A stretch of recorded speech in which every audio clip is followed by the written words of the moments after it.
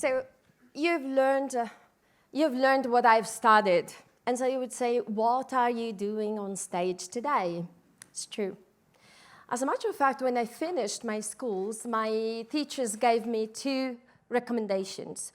Either go and study ancient languages, or you go and study mathematics. In the end, I studied ancient languages, but I ended up writing the whole dissertation in the Faculty of Engineering. And in the last 25 years of my career, I've just kept on digitizing business and information. And I thought that my curriculum was very weird. But when I got a little bit deeper in the story of women in tech, I understood that the pattern is very, very common. Let me drive you a little bit through the pipeline that brings a young student, a young girl, up to the top of her career as a top manager in tech companies. As Medea has already said, only 27% of women who hold a diploma have got a diploma in STEM disciplines. And only 27% of the tech workforce is represented by women, with a very, very sad number that 32% of them normally drop their job after the first year. As a consequence, in the top management, we find women represented only by 18%. And if we go to the Silicon Valley, the 18% becomes 11%. And only 5% of women own a digital startup.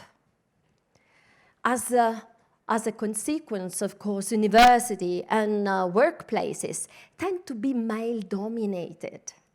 And so women might find a not really welcoming environment. But why is that? Why are women so little represented? Believe it or not, the main reason is a cultural reason. It is a prejudice and is a bad image. Prejudice because very commonly girls are not thought to be gifted for studying STEM disciplines.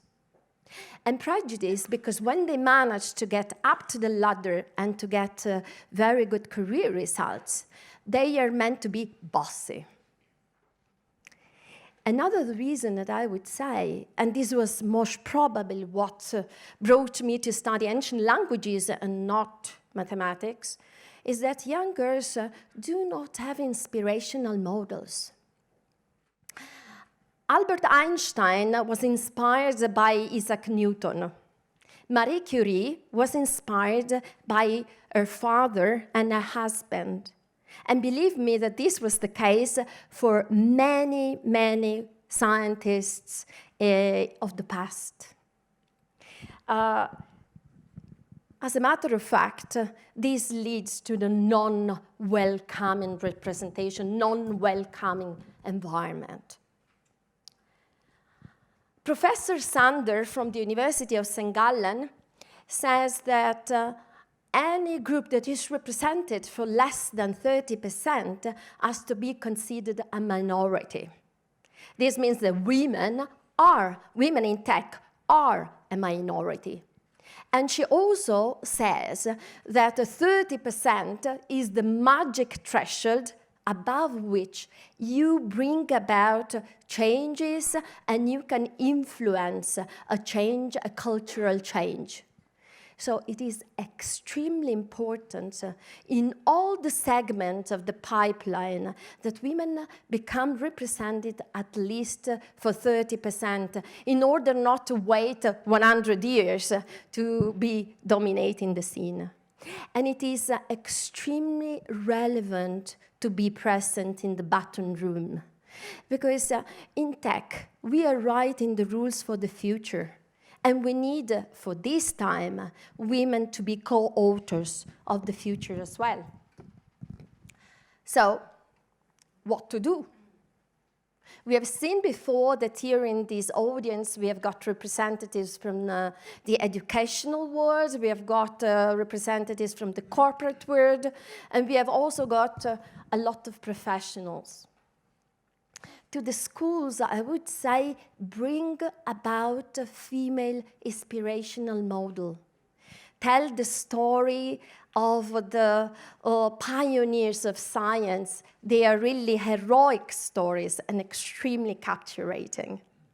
For the corporate world, I would say create a positive environment. Give to young professionals mentors that can help them navigate the corporate world and can push their careers. And to professionals, I would say, first of all, be resilient. Second, ask for mentors. And third, do not feel depressed if being an engineer, you are given in your job less core tasks or more managerial tasks. This happens very often. Project manager, communication manager in a project, don't be depressed. Because consider that out of the top 50 more influential women in the world, 10 are top managers of technical companies. But only 2 of them have got today a technical background. So take every opportunity that you are given to go up to the top, to reach the top management and help change the rule of the game. Thank you.